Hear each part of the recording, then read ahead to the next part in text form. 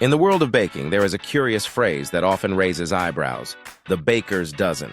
Have you ever wondered why bakers have their own special number, different from the traditional dozen?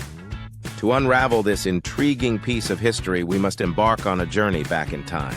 Long ago in medieval Europe, bakers faced strict regulations. They were required to sell bread that met a certain weight and quality standard. Failure to comply with these rules would result in heavy penalties, including fines or even imprisonment. To avoid any trouble, bakers often went the extra mile by adding a little something extra to their customers' orders. They cleverly devised a system to ensure they were never short on weight, and at the same time, they aimed to build goodwill with their patrons. This system was known as the baker's dozen.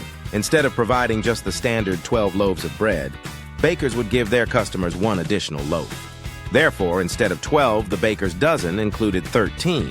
By offering this extra loaf, bakers not only ensured compliance with the weight regulations, but also showcased their generosity.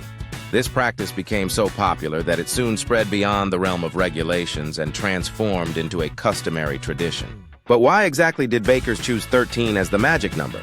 There isn't an absolute certainty, but there are a few theories to explore. One theory suggests that the number 13 held symbolic and superstitious significance. Many cultures have considered 13 to be a lucky or unlucky number. In some ancient traditions, 13 was associated with abundance, while in others it was considered a symbol of death or misfortune. Bakers, rather than fearing the number, boldly embraced 13, using it as a way to stand out and defy superstitions. Another theory revolves around practicality. Back in the day, bakers primarily used scales to measure the ingredients for their bread. These scales typically had 12 regular weights, each representing a specific measurement. Adding an extra weight to the scale would require additional calculations and make it more cumbersome to ensure accuracy. By keeping the number of loaves at 13, bakers could conveniently use their existing 12-weight scales without any modifications. Whatever the exact reason, the baker's dozen has stood the test of time. Throughout the centuries, the practice has persisted in various parts of the world, even as regulations on bread weights became less stringent.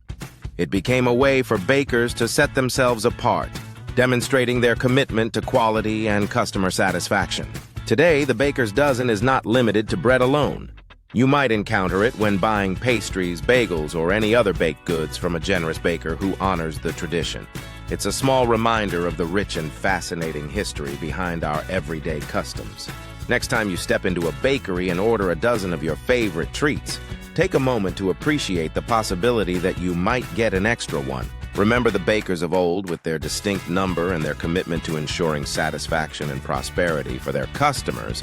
Enjoy that extra delight and savor the little slice of history that accompanies your delicious purchase. Did we forget any useful tips? Let us know in the comments below. Also, let us know what you'd like to learn more about next.